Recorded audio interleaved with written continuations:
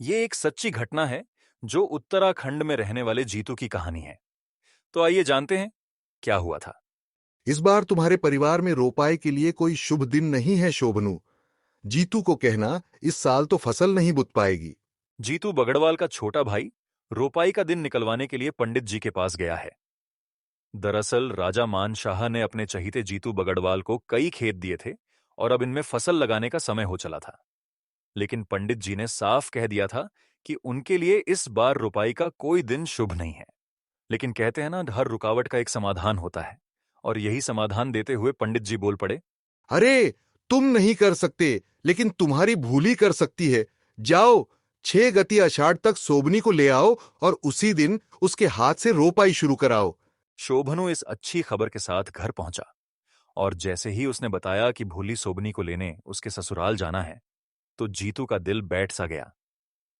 क्योंकि रैंथल में ब्याही उसकी भूली से मिलने का मतलब था भरना से भी मिलना, जो जीतू के मन में बसी थी। पहाड़ों में प्रेम जंगल में उगे किसी फूल की तरह होता है, जो उगता चुपके से है लेकिन महका देता है पूरा जंगल। इसी महक से सराबोर जीतू बोल पड़ा कि रैंथल वहीं जाएगा। कहते हैं, जब जीतू बगड़वाल ने थानी की अपनी बहन को लेने वह जाएगा, तब बहुत सारे अपशकुन हुए। तैयारी के वक्त उसकी बकरी तीलू ने छींक मारी, जिसे देखकर जीतू की मां बोली, ये अपशकुन है, रहने दे मत जा। लेकिन जीतू पर भरना से मिलने का ख्याल गोते खा रहा था और उसने मां की बात को अनसुना किया। लेकिन मां का मन बेचैन था और वह जीतू को बार बार जाने से रोकती रही। पर जीतू न रुका और चेहरे पर अपनी छबीली मुस्कान सजाए हाथों में नौसुरी बांसुरी थामे निकल पड़ा रैंथल। यूं तो सफर का मकसद बहन को लाना था, लेकिन जीतू ही जानता था कि भरना को देखना उसके लिए किसी लंबी यात्रा की मंजिल तक पहुंचने जैसा है। और इन्हीं ख्यालों में डूबा हुआ जीतू पहुंच जाता है परियों के देश, खैट। प्रेम में डूबे हुए इंसान को हर चीज खूबसूरत लगती है, और ऐसे में खैट की सुंदरता से वह कैसे दूर रहता। खैट की सुकून देती हवा थके हुए जीतू को जैसे थपका रही हो। जीतू ने उस मीठी हवा की सांस भरी और एक पेड़ के नीचे बैठकर नौसुरी बांसुरी की तान छेड़ी। जीतू की बांसुरी की धुन पर पत्ता पत्ता, बूटा बूटा और मानो पत्थर पत्थर भी नीच उठे। मौसम गुलाबी हो गया और आसमान सुनहरा। इसी बीच जीतू ने सुनी घुंघरुओं की आवाज और आंखें खोली तो देखी 9 सुंदर काया जो उसके चारों ओर झूम रही थीं। जीतू समझ गया कि उसकी बांसुरी की तान परियों को उनके लोक से खींच लाई है। यह 9 वन देवियां दिखने में बेहद खूबसूरत थीं, इतनी खूबसूरत कि वे हर खूबसूरत चीज को अपने साथ ले जाती थीं ताकि वह बचा रह सके। अक्सर कुछ बचाने के लिए उसे सबसे दूर ले जाना पड़ता है, क्योंकि जहां कोई दुनिया की धूरी में आया वह मैला हो गया। जीतू इस बात को बहुत अच्छे से जानता था। इस पल उसे मां की टोक याद आई और वह अपने कुल देवता को याद करने लगा। परियों पर किसी देवता का बस नहीं था, क्योंकि यह जीतू ही था जिसने उन्हें बुलाया था। जीतू जान चुका था परियां उसके बिना नहीं लौटेंगी। वह उनसे मिन्नतें करता है कि वे उसे छोड़ दें, लेकिन आच्छरी नहीं मानी। हठ और निवेदन के बीच निवेदन अक्सर हार जाता है, लेकिन वह सबको इंतजार में छोड़कर इस तरह नहीं जा सकता था। पीछे बहुत सारे इंतजार थे।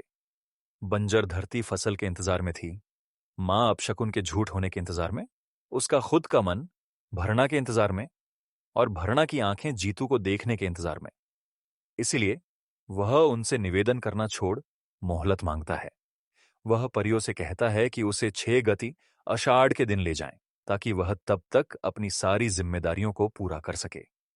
परियां मान जाती हैं और जीतू अपनी मृत्यु का समय तय कर बड़े भारी मन से अपनी बहन सोबनी के घर पहुंच जाता है। वहां अपनी भरना को देखकर जीतू के मन में दुख और खुशी दोनों का ज्वार उठने लगता है।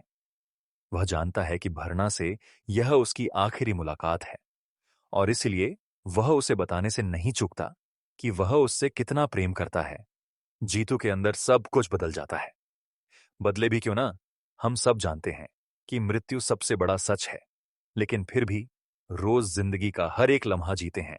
लेकिन अगर पता चल जाए कि मौत का दिन कौन सा है, तो सारे एल्गोरिदम बदल जाएंगे। ऐसा ही कुछ जीतू के साथ हो रहा था। फिर दिन आया जब जीतू को अपनी बहन सोबनी को लेकर बागुड़ी लौटना था।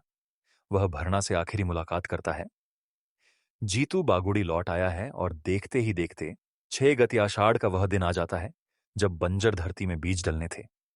गांव, घर और खेतों में मानो जलसा था।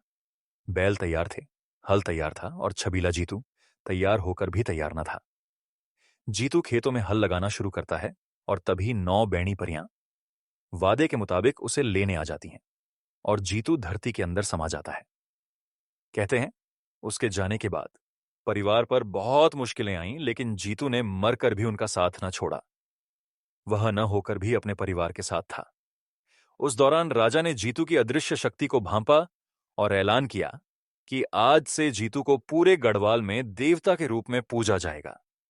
तब से जीतू बगड़वाल की याद में गांव-गांव में गीत गाए जाते हैं और उनकी कहानी का मंचन किया जाता है। अगर आपको ये कहानी अच्छी लगी या ऐसी कहानियां सुनने के लिए चैनल को लाइक, सब्सक्राइब या शेयर जरूर करें।